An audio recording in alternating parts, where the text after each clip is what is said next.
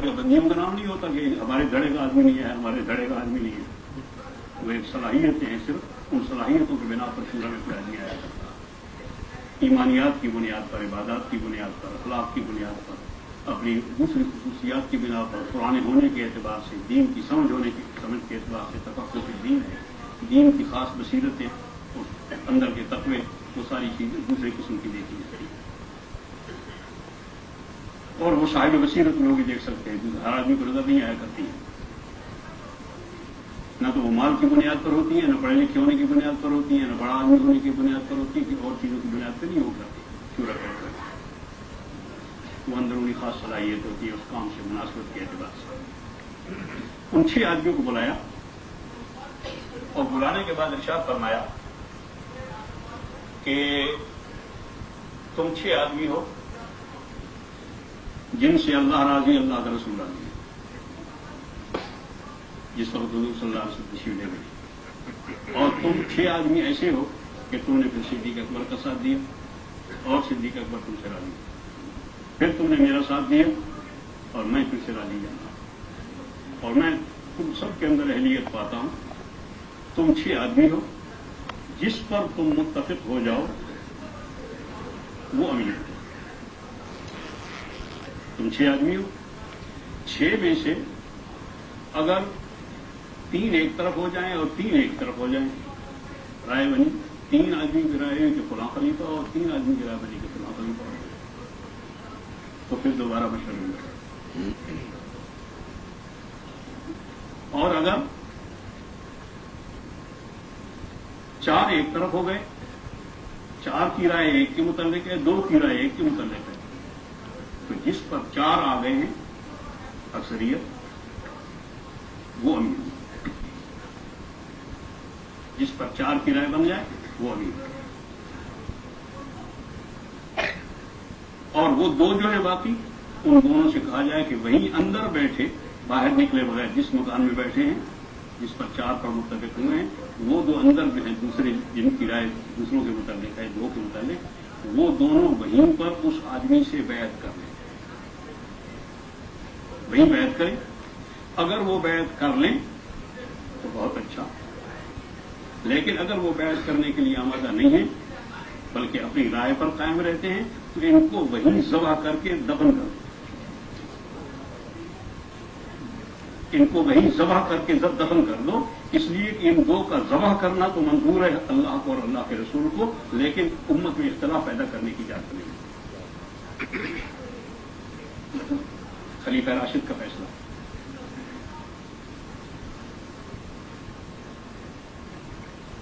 ہوا اور اللہ نے کرم فرمایا کہ وہ اتفاق کی شکل بن گئی. وہ لمبا قصہ ہے، لمبا قصہ نہیں سنانے اصل بات یہ سنانی ہے کہ خلیفہ راشد کا فیصلہ کہ 2 عشرہ مبشرہ میں سے مقدس ترین 2 شخصیتیں، ان کو ذبح کرنے کی تو گنجائش ہے، لیکن یہ امت میں اختلاف پیدا کرنا یہ اتنا بدترین فعل ہے کہ اس کو کسی قیمت پر موجود نہیں کر سکتا. شاید برداشت نہیں کی جا سکتی. اس لیے کوئی ایسی بات نہ ہو جس سے امت میں تفریق پیدا ہو، کوئی ایسی بات نہ کی جائے. اور اس کی صورت یہ ہوتی ہے جیسے میں نے پہلے اپنے بیان میں کہا کہ ایک آدمی ہے جس کی اطاعت کی جائے. یہ یہودیوں نصرانیوں کے راستوں کو مت دیکھو، ان کے طریقہ کار کی طرف مت جاؤ. یہ تو بیچاری خود راستے سے ہٹی ہوئی، ان پر رحم کرو اور ان کو اپنے راستے پر لانے کی کوشش. تم ان کے راستے پر جا کے برباد کیوں ہوتے؟ وہ تو پہلے برباد ہو چکی ہے. ان پر رحم کھاؤ، انہیں اپنے راستے پر لانے کی کوشش کرو. ایک امیر حضرت صدیق اکبر رضی اللہ تعالیٰ عنہ کا خلافت کے وقت میں جب انصار کی زبان سے نکلا کہ منا امیر و منکم امیر، ایک امیر ہم میں سے ہوگا، ایک امیر انصار میں سے ہوگا. ایک امیر ہم میں سے، ایک مہاجرین میں سے. مہاجرین اور انصار 2 مقدس طبقے، ایک تم میں سے ایک ہم میں سے. حضرت صدیق اکبر رضی اللہ تعالیٰ نے فرمایا کہ جس وقت بھی امت میں 2 امیر ہوں گے اس وقت میں نزاع پیدا ہوگا، امت کی ہوا اکھڑ جائے گی، امت کی ہوا اکھڑ جائے گی، امت میں نزاع پیدا ہوگا اور بدعات پیدا ہو جائیں گی.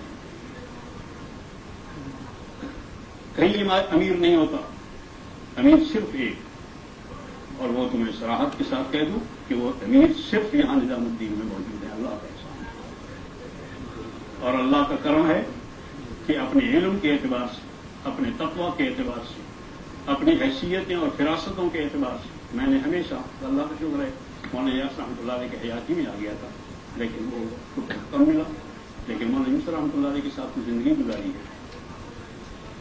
جس وقت ان کی رائے آ جایا کرتی تھی، جب بھی مشورے میں بیٹھے، اور اس زمانے میں آیان خواص مشورے والے واقعی وہی لوگ تھے، ہم تو ان میں شمار بھی نہیں ہو سکتے تھے، واقعی معلوم ہوتا تھا کہ مشورہ ہو رہا ہے، اور واقعی مشورے والے بیٹھے، اہل دل ہیں، اہل علم ہیں، اہل بصیرت ہیں، اہل کام ہیں، وہ ساری خصوصیات نظر آتی تھی کہ ہاں مشورے والے بیٹھے ہوئے۔ ان لوگوں کے درمیان میں جب حضرت کی رائے آ جاتی تھی تو وہ فیصلہ ہوتا تھا۔ اللہ نے وہ امتیازی حیثیت ہمیشہ سے ممتاز دیکھا یہ رائے کے اعتبار سے، اور رائے دینے کا انداز ایسا ہوتا ہے، ابھی تک جب بھی سنا کہ بظاہر یہ اچھا معلوم ہوتا، کبھی زور نہیں لگائے، کبھی زور نہیں دکھائے، بظاہر یہ اچھا معلوم ہوتا ہے، بظاہر یہ اچھا معلوم ہوتا ہے، بظاہر یہ اچھا معلوم ہوتا ہے۔ اور ایک بندے کو اللہ کا بندہ ہونے کے اعتبار سے واقعی اسی انداز کے ساتھ رائے دینی چاہیے۔ کسی کے گلے پڑنا اور دلائل دینا اور بھیڑنا لڑنا، یہ مشورے کا کوئی تک نہیں ہے، اس کا مشورے سے کوئی تعلق نہیں ہوتا، یہ بلکہ وہ مشورے کا انداز ہی نہیں ہے کہ رائے سننا، جو رائے اور بھائی اور بتاؤ بھائی، اور بتاؤ بھائی، اور بتاؤ، رائے کسی کی رائے آ جائے، کوئی صحیح ترین رائے، پتہ نہیں اللہ کس کی رائے کو صحیح، کس کے اندر سے صحیح رائے نکال، رائے پوچھو، اور رائے پوچھنے کے بعد پھر جو رائے سمجھ میں آ جائے اس کا فیصلہ کروا دو، یہ رائے۔ اور جب امیر کی رائے آ جائے اس کے لیے وہی سورج جو اس وقت میں بتائی گئی کہ فلا وربک لا یؤمنون، تیرے رب کی قسم اتنے تک ایمان والے نہیں ہوں گے، حتی یحکموک فیما شجر بینہم، جو کچھ ان کے درمیان میں پیش آئے اس کو سیدھا سیدھا آپ کے سامنے رکھو، ہیرا پھیری مت کرے، جو معاملہ ہو اس معاملے کو امیر کے سامنے رکھو، بالنعام صحیح صحیح، یہ فیصلہ لینے کے لیے یوں شکل بنا کے رکھو، یوں شکل بنا کے رکھو، ابھی مت رکھو، یوں مت رکھو، فلاں چیز میرے کو بتانے کی ضرورت نہیں، اس کو کر لو، جب کرتے رہو گے کچھ وقت تو پھر اپنے خود بخود جائز قرار دے دیں گے، کہیں گے ہاں ٹھیک ہے ہو رہا ہے، کرتے رہو۔ اس طرح کی حرکتیں قطعاً نہیں اسلام کا راستہ، یہ غیر مسلموں کا راستہ ہے، کفر کا راستہ ہے، کھلا کھلا کفر کا راستہ کہہ رہا ہوں، نفاق کا راستہ ہے اور کفر کا راستہ ہے۔ جو معاملہ ہو صاف صاف رکھو کہ یہ معاملہ ہے، کیا ہے۔ امیر جب فیصلہ کر دے، رائے دینے میں بالکل کھل کر رائے، اور بہت خوشی ہوتی ہے، جتنے بھی امیر ہیں اللہ کا شکر ہے، اب تک جتنے دیکھنے میں آئے ہیں، اللہ اس راستے کو قائم رکھے اسی انداز کے کہ جب کھل کی رائے دی اور بالکل ان کی اپنی رائے کے بھی خلاف ہوئی تو انہوں نے خوشی کا اظہار کیا، اللہ کا شکر ہے صورت کے صحیح بات رکھنے والے موجود ہیں، اور وہ بھی ایک صفات امیر کی صفات میں سے ہے۔ حضرت امیر معاویہ رضی اللہ تعالیٰ نے ایک موقع پر جمعے کے خطبے میں ایک بات ارشاد فرمائی، اور بات ایسی تھی کہ بالکل صراحتاً اسلامی دینی نظام جو ہے اس نظام کے خلاف، کہ یہ مال جو آتا ہے وہ سارے کا سارا ہمارا ہے، اور جیسے ہم جی چاہے گا، جیسے ہمارا جی چاہے گا ہم تقسیم کریں گے، خلاصہ اس کا یہ اتنا۔ یہ بات میں خود میں ارشاد فرمایا، ایک جمعے میں بھی کہا، دوسرے جمعے پر بھی کہا، تیسرے جمعے پر پھر کہا، دونوں جمعوں پر کچھ نہیں کہا، کسی نے کچھ نہیں کہا، تیسرے جمعے پر جب دوبارہ کہا تو وہاں ایک آدمی کھڑا ہوا اور اس نے کہا کہ یہ غلط ہے، آپ کا کوئی حق نہیں، اس کی تقسیم بالکل اسی طرح سے ہوگی مال غنیمت کی جس طرح سے قرآن نے تقسیم کی، آپ کا کوئی حق نہیں اور آپ کے خاندان کا کوئی حق نہیں۔ حضرت امیر معاویہ رضی اللہ تعالیٰ نے سے کہا کہ اندر آ جاؤ، وہ اندر بلا لیے گئے، तो जितने भी थे सबके इदारों के रूम पे खड़े हो गए कि भाई अंदर कत्ल कर दिए जाए। इनको अंदर बुला के ले गए और गले लगाया, प्यार किया और ये कहा कि अल्लाह का शुक्र है, मैं देखना यही चाहता था कि कोई टोकने वाला भी मौजूद है या नहीं। और फरमाया कि बदतरीन अमीर वो है कि जो गलत बात कहे खुलकर और उसको कोई रोकने वाला ना हो। इसलिए अपनी राय बेशक दो, कोई इसकाल नहीं, एहतराम के साथ दो, सलीके के साथ दो, इखलास के साथ दो और अखलाक की बुनियाद पर दो और खैरखाही की बुनियाद पर, लड़ाई की बुनियाद पर नहीं। अगर तुम्हारे देर में लड़ाई है तो कोई ना कोई लड़ाई खड़ी होगी। लड़ाई ये समझो उधर से पैदा हुई, लड़ाई तुम्हारे अंदर से पैदा हुई, जिसने लड़ने की बुनियाद पर बात की। खैरखाही की बुनियाद पर राय दो अपनी, जो सही राय। और राय देने के बाद जब राय दे दी और अमीर ने फैसला किया तो उस वक्त में, फैसला सुनने के वक्त में अपने आप को ऐसा मुस्तैद बनाओ कि मैं इस फैसले को सुन रहा हूं इसलिए कि मुझे 100% मानना है, ऐसे मानना है जैसे मेरी अपनी राय है। फला व रब्बिक ला युमिनून, इतने तक ईमान वाले नहीं बन सकते हत्ता युहक्किमूका फीमा, आपको हकम बना लें फीमा शजर बैनहुम, जो उनके दरमियान में बात पैदा हो, जो बात पैदा हो उसके लिए हकम आपको बनाए, फैसला आपसे नहीं। सुम्मा ला यजिदू फी अनफुसिहिम हरजा, जब आप फैसला दे दें तो अपने दिल में कोई तंगी भी महसूस न करें। सुम्मा ला यजिदू फी अनफुसिहिम हरजा, अपने दिल में तंगी भी कोई महसूस न करें। वयुसल्लिमू तस्लीमा, माने जैसे मानने का हक होता, बताया है उसका तरीका कि माने ऐसा माने जैसे मानने का हक होता है। 100% उनकी मंशा के मुताबिक मान लें, जैसे खुद मेरी अपनी राय हो, अमीर का फैसला जैसे मेरी अपनी राय, इस तरह खुशी के साथ इसको तस्लीम करें कि यही हक है, यही है। जिस वक्त ये वहदत बाकी रहती है अमीर और उसकी तरफ रजू की, उसी की तरफ रजू किया जाए और इधर उधर के किसी से पूछ के जो मुआफिक राय दे दे उसको इससे पूछ लिया, कभी उससे पूछ लिया, कभी उससे पूछ लिया, ये तरीका कार नहीं है।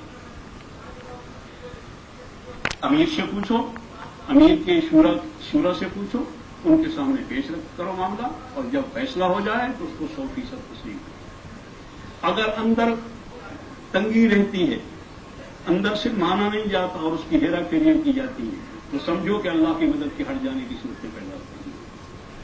इस बिना पर अपने मामलात को संभालने की कोशिश करो। ये इस मौका पर डर लगता है। तो आदमी थे, एक आदमी एक दफा कह रहे थे कि मुफ्ती साहब ये बड़े बड़े इज्तिमा हैं तुम्हारे और हर जगह हो रहे हैं, जी चाहता है कि इनको कुछ वक्त के लिए रोक दे दे। अच्छा, मैंने कहा क्यों, क्या कोई खास बात है? कहने लगे नहीं और कोई खास बात तो नहीं है, मारूफ सी बात है कि नजर तो लगनी हक है ना, नजर तो लग जाती है ना, नजर तो लगती है। कहने लगे बस नजर न लग जाती, इस मजमे को कोई नजर न लग जाए तो मालूम होता है कि तुम्हें नजर लग रही है, ख्याल रखो, वाकई पढ़ते रहा करो कुछ, जो नजर न लगने की दुआएं हैं उनको पढ़ते रहा करो, नजर न लगे।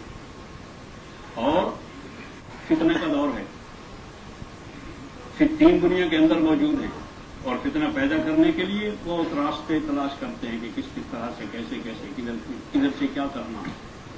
और इसके लिए इतनी महारत है कि शायद दुनिया में ये महारत, इतनी टेक्निक जो है किसी को दुनिया में मालूम नहीं थी, दुनिया के अंदर बिगाड़ की जितनी इस वक्त में दुनिया ने हासिल कर रखी। इस वास्ते उससे भी बचना, हर कीमत पर मुत्तहिद रहो और जब कोई इख्तिलाफ की बात हो उसकी तरफ बिल्कुल कान मत धरो, वो कान धरने के काबिल नहीं। और जो कोई